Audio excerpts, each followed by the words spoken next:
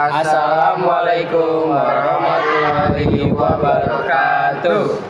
Perkenalkan, nama saya Muhammad Alfariski dari kelas 11 MIPA 3. Perkenalkan, nama saya Muhammad Cahyo Purnomo dari 11 MIPA 3. Perkenalkan, nama saya Rafka Sandi Putra dari kelas 11 MIPA 3. Kami dari kelas 11 MIPA 3 ingin memberikan panduan cara mengatasi kemalasan dalam belajar. Belajar merupakan bagian integral dalam proses pengembangan diri dan pencapaian tujuan hidup.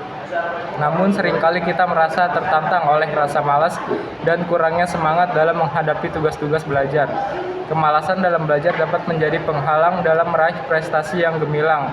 Oleh karena itu, penting bagi kita untuk mengatasi rasa malas dan meningkatkan motivasi belajar agar dapat mencapai potensi penuh kita. Tujuan dalam belajar, kami akan membahas langkah-langkah yang dapat membantu Anda menemukan semangat dan fokus dalam proses belajar. Dengan mengikuti panduan ini, diharapkan Anda akan menjadi lebih produktif, meningkatkan pemahaman materi, dan mencapai prestasi akademik yang baik. Yang pertama itu identifikasi penyebab kemalasan. Dalam langkah ini penting untuk mengidentifikasi alasan dibalik kemalasan Anda. Anda bisa bertanya pada diri sendiri, mengapa saya merasa malas ketika belajar? Apakah disebabkan oleh rasa bosan, kelelahan, atau kurangnya minat terhadap mata pelajaran tertentu? Dengan mengidentifikasi akar penyebabnya, Anda dapat merancang strategis yang lebih tepat untuk mengatasi masalah ini.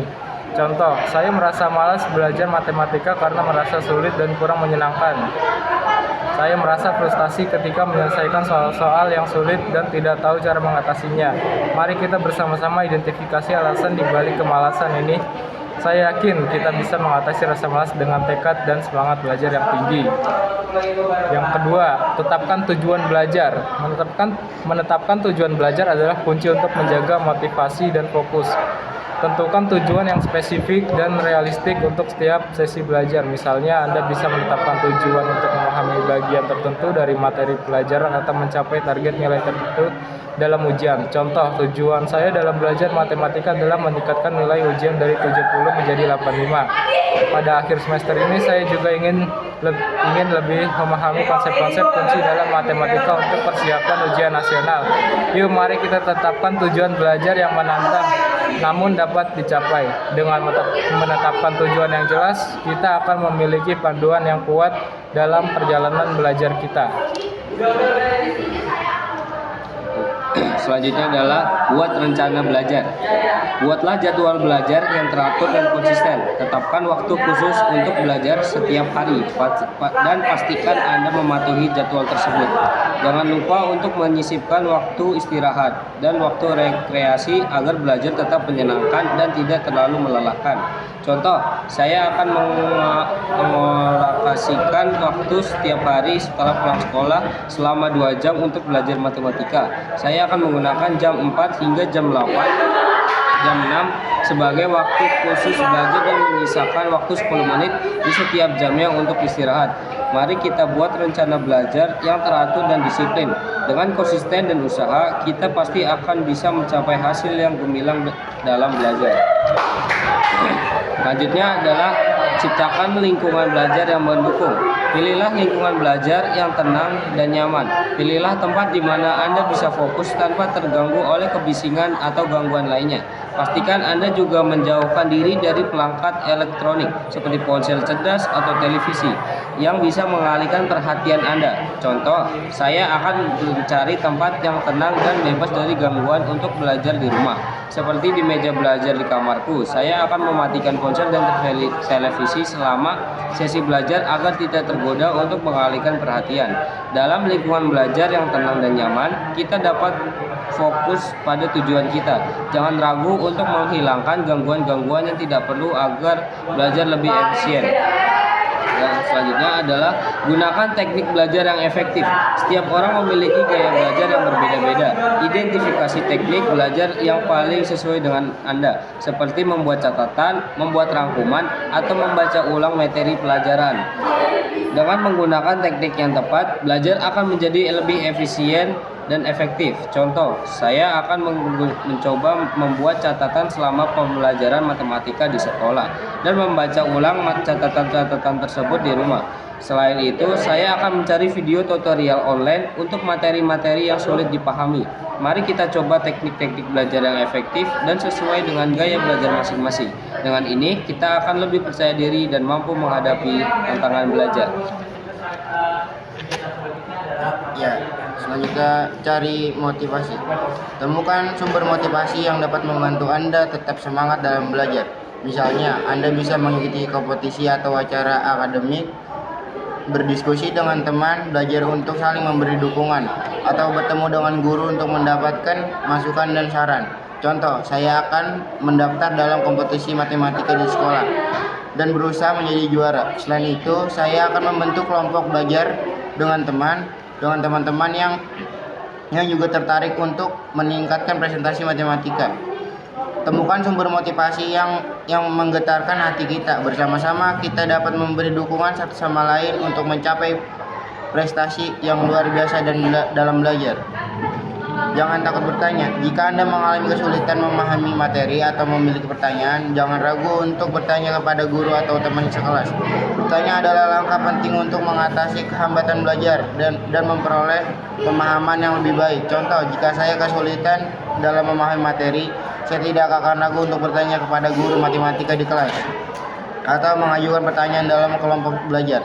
Saya percaya bahwa bertanya adalah langkah yang penting untuk meningkatkan pemahaman saya.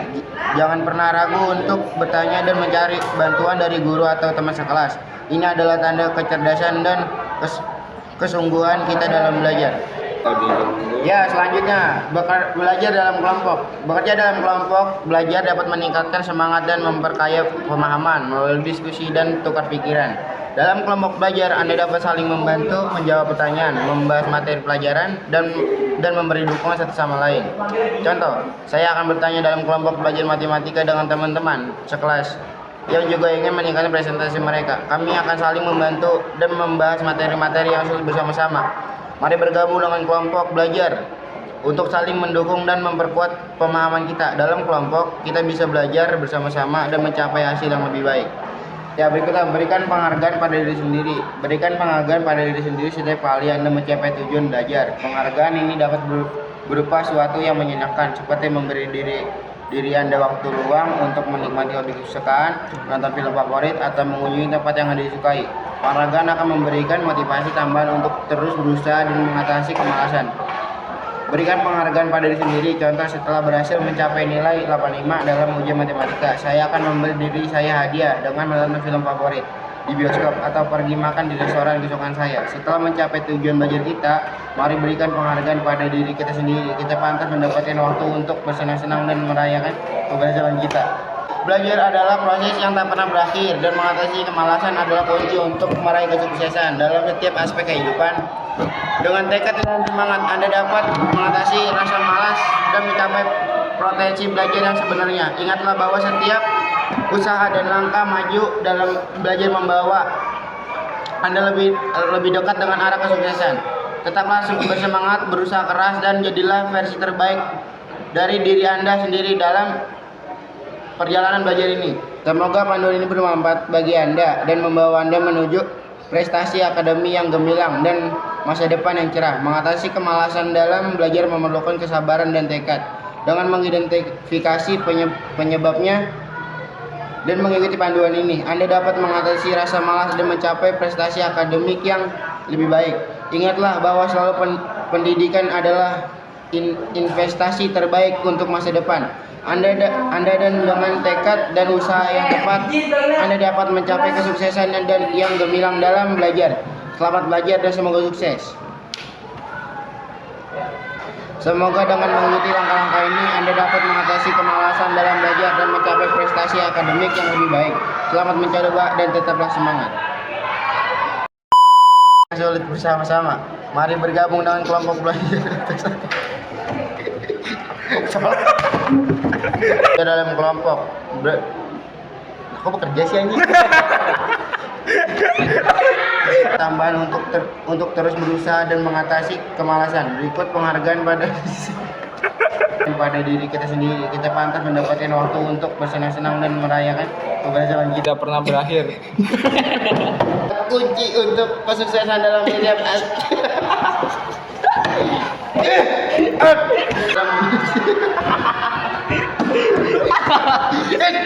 Lagi, lu apa sih, Kak? Lu tahu?